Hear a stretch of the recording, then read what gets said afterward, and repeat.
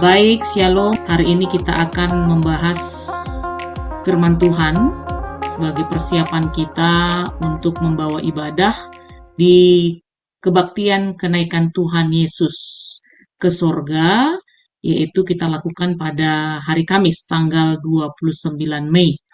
Adapun yang menjadi materi pengajaran kita, kalau kita perhatikan buku bimbingan ataupun pedoman untuk guru KKR, itu bahan Alkitab diambil dari kitab Lukas 24 ayat 50 sampai 53 ini maksudnya ya. Tema Yesus naik ke sorga, lalu ayat hafalan Yohanes 14 ayat 2, lalu kami rangkum tujuan menjadi 4. Yang pertama yaitu anak dapat menyebutkan tokoh dalam perikop. Yang kedua, anak dapat menjelaskan respon murid-murid ketika Yesus terangkat ke sorga. Lalu yang ketiga, anak dapat menjelaskan makna peringatan kenaikan Tuhan Yesus ke sorga. Lalu yang keempat, anak dapat mengucapkan syukur atas kenaikan Yesus ke sorga. Lalu ada lagu tema di sini. Pertama, Yesus itulah satu-satunya. Yang kedua, rayakan Yesus rayakan. Lalu yang ketiga, ku menang, ku menang. Metode cerita, alat peraga. Nanti para pembawa firman silahkan dipersiapkan gambar Yesus naik ke surga. Lalu kita sekarang mau baca firman Tuhan, ya, Lukas 24 ayat 50 sampai 53 dengan judul perikop kenaikan Yesus. Lalu Yesus membawa mereka keluar kota sampai dekat Betania. Di situ ia mengangkat tangannya dan memberkati mereka. Dan ketika ia sedang memberkati mereka, ia berpisah dari mereka dan terangkat ke sorga.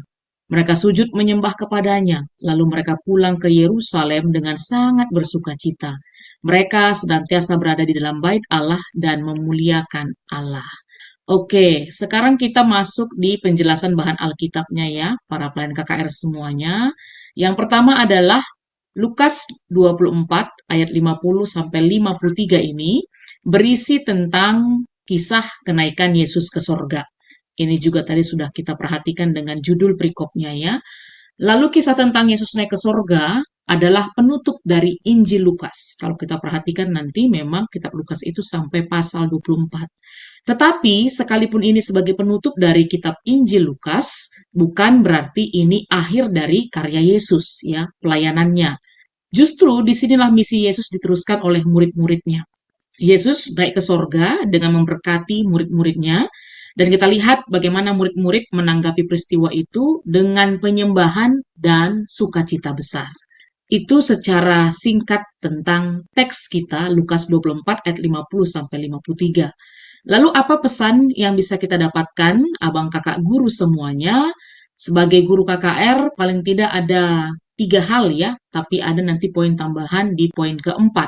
Yang pertama adalah Yesus hidup dan berkuasa. Ya, ini harus sama-sama kita pahami bahwa Tuhan yang kita sembah itu bukanlah Tuhan yang mati. Ya, Yesus yang kita sembah itu bukanlah Tuhan yang mati, tetapi Yesus yang hidup, yang memerintah di sorga. Ya, jadi dengan kata lain ini menegaskan kenaikan Tuhan Yesus ke sorga, menegaskan bahwa dia adalah Tuhan, dan dia Tuhan yang hidup. Dan tambah dari itu, ketika dikatakan bahwa dia memerintah dari sorga, dengan kata lain, dia juga Tuhan yang mendengar setiap doa kita dan menyertai setiap kita anak-anaknya. Ini yang pertama. Lalu yang kedua, Yesus memberkati kita. Tadi kita lihat bagaimana ketika Yesus naik ke surga, dia memberkati murid-muridnya. Ya, dia mengangkat tangannya dan memberkati murid-muridnya sebelum naik ke surga. Artinya juga, ya, bukan hanya murid-murid, tetapi kita juga yang adalah maksudnya bukan murid-murid Tuhan Yesus yang pertama saja, tetapi kita yang murid-murid Tuhan Yesus yang zaman sekarang juga itu menerima berkat Tuhan Yesus itu. Dia juga memberkati kita hari ini. Maka karena itu, kita selaku anak-anak Tuhan, mari percayakan hidup kita di dalam tangannya. Karena dia yang akan senantiasa memberkati kita. Itu yang kedua. Lalu yang ketiga, kita dipanggil untuk bersukacita dan menyembah. Kita lihat tadi, sekalipun Yesus naik ke surga, ya, seolah-olah kita bisa bilang meninggalkan murid-murid pada saat itu, tetapi murid-murid tidak bersedih, ya.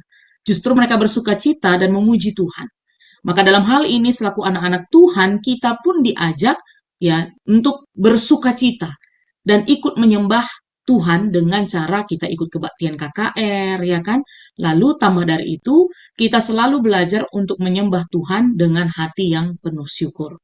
Dan tambahannya yang keempat adalah makna kenaikan Tuhan Yesus ke surga juga adalah untuk menyiapkan tempat bagi semua orang percaya seperti yang disampaikan dalam Invokasio Yohanes 14 ayat 2. Nanti boleh kita baca masing-masing. Nah, sekarang abang kakak guru kita masuk di kegiatan pengajaran. Pertama dulu adalah yang menjadi tema dari firman Tuhan yang akan kita sampaikan, yaitu Yesus naik ke surga. Pendahuluan yang bisa kita lakukan adalah dengan melakukan diskusi ringan dengan adik-adik kita. Pertama, nanti para pembawa firman Tuhan atau guru-guru abang kakak boleh bertanya kepada adik-adik kita, kalau kalian punya sahabat yang sangat baik, lalu ia harus pindah jauh, bagaimana perasaan kalian? Gitu dia ya. Ini kira-kira isi pertanyaannya. Ajak anak-anak itu berbicara, ya, mengungkapkan pendapatnya dan mengekspresikan perasaannya. Nah, setelah itu, ya, setelah pertanyaan kita dijawab oleh adik-adik, kakak abang guru boleh melanjutkan dengan berkata, hari ini kita akan belajar tentang Yesus yang pergi ke surga. Tapi murid-muridnya justru senang loh. Kenapa ya? Karena tadi pasti rata-rata di pertanyaan yang pertama ini jawabannya sedih, ya, kesepian dan sebagainya. Lalu kita bandingkan dengan murid-murid yang juga ditinggalkan Yesus pergi ke sorga pada saat itu, justru bersuka cita, justru senang. Kan itu tadi teks katakan ya. Maka karena itu, ayo supaya lebih jelas kita baca firman Tuhan yang terambil dari Lukas 24 ayat 50 sampai 53. Ya, kita baca firman Tuhan ini, lalu kita jelaskan dengan bahasa sederhana dan ekspresif. Ya, dalam hal ini kami mengharapkan kepada setiap abang kakak guru yang bertugas sebagai pembawa firman Tuhan, mari gunakan ya alat peraga, bisa jadi itu gambar atau boneka atau kalau memang kita punya papan flanel, silahkan ya, supaya cerita kita ini bisa lebih dipahami oleh setiap anak-anak kita. Nah, gambar-gambar apa saja yang perlu kita siapkan kepada adik-adik kita? Pertama ada gambar Yesus bersama murid-muridnya di dekat Betania. Nanti kita boleh googling lah ya. Lalu yang kedua, gambar Yesus mengangkat tangan memberkati, lalu terangkat ke awan. Lalu yang ketiga, tambahkan gambar murid-murid yang tersenyum dan memuji Tuhan. Jadi silakan nanti ini diupayakan supaya ada alat peraga untuk memudahkan adik-adik kita memahami teks kita, Lukas 24 ayat 50 sampai 53. Nah, setelah itu, kakak dan abang guru boleh melanjutkan penjelasan ya sambil nanti menggunakan alat peraga ya.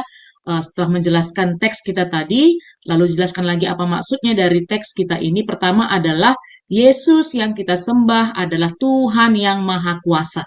Jadi ini perlu sekali kita jelaskan dengan detail kepada adik-adik kita, dengan jelas kepada adik-adik kita, supaya mereka memahami ya bahwa ini bagian termasuk dari Tritunggal ya, bahwa Allah itu adalah juga Bapa, Yesus, dan Roh Kudus. Dan disinilah menegaskan bahwa Yesus yang kita sembah itu adalah Tuhan yang Maha Kuasa. Nah, kita lihat bagaimana Yesus kita memang pernah hidup di dunia seperti kita. Ya, dia lahir, makan, berjalan, bahkan menangis, kan gitu ya. Itu kita lihat dalam Alkitab yang kita baca. Tapi yang luar biasanya adalah Yesus kita itu datang dari sorga. Ya, kenapa? Karena dia adalah Tuhan yang turun ke dunia menjadi manusia. Artinya, ya, ketika Tuhan Yesus itu adalah Tuhan, dia adalah Tuhan yang Maha Kuasa, maka berarti Yesus itu tahu segalanya tentang kita, lebih besar dari siapapun, ya. Dan ia tahu cara terbaik untuk menolong kita. Dia bukan hanya sebatas guru, tapi dia adalah Tuhan yang hidup. Ya, itu yang pertama. Lalu yang kedua, penekanan yang bisa disampaikan oleh abang kakak guru adalah Yesus memberkati kita. Kita lihat tadi di murid-murid ya, Yesus tidak pergi begitu saja, ya, nggak menghilang begitu saja, nggak naik ke surga begitu saja, tapi kita lihat ada proses tadi, dia angkat tangannya dan dia berkati murid-muridnya. Itu tandanya bahwa Yesus sayang dan dia ingin murid-muridnya tetap dikuatkan walaupun tidak melihat dia lagi. Dan kita percaya sampai sekarang Yesus yang memberkati murid-murid pertama juga adalah Yesus yang memberkati kita sampai saat ini. Baik itu lewat doa, lewat firman Tuhan, lewat orang tua dan guru yang sayang pada kita. Jadi kita bisa merasakan itu kan gitu dia. Lalu yang ketiga, Yesus Raja di sorga, Ya, dia memang pergi ke sorga, tapi dia dekat dengan kita. Dia ada bersama kita, kan gitu ya. Yesus sekarang duduk di sorga sebagai raja, tapi ia tidak jauh dari kita. Ia hadir lewat Roh Kudus, artinya kita bisa berbicara kepadanya kapan saja dan di mana saja. Yesus raja yang besar, tapi dia juga sahabat kita yang setia. Kita tidak sendiri. Yesus menyertai kita setiap hari sampai selama-lamanya. Maka dari itu abang kakak guru bisa nanti kalian simpulkan bahwa kisah kenaikan Yesus dalam Lukas 24 ayat 50 sampai 53 ini adalah kisah tentang pengharapan dan pengutusan ya. Ada pengharapan di situ dan juga ada pengutusan di situ. Yang mana Yesus yang naik ke surga bukan berarti dia menjauh, ya dia meninggalkan kita bukan, tetapi justru memulai cara baru dalam menyertai kita yaitu melalui Roh Kudus yang dicurahkan kepada kita. Dan apalagi yang bisa kita lihat di sini, murid-murid memberi teladan kepada kita tentang bagaimana menanggapi karya Tuhan, yaitu percaya, menyembah, bersukacita, dan memuji Allah setiap hari. Nah, ini dia inti-inti atau poin-poin yang bisa kita sampaikan sebagai pengajaran kepada adik-adik kita di kebaktian kenaikan Tuhan Yesus ke surga. Nanti ditutup dengan bernyanyi lagu Rayakan, Yesus Rayakan, gitu ya. Jadi itu yang boleh kami sampaikan untuk materi ataupun bahan kebaktian kenaikan Tuhan Yesus ke surga di hari Kamis tanggal 29 ini. Selamat mempersiapkan diri, semangat melayani buat kakak dan abang guru KKR semuanya. Bujur, Tuhan memberkati.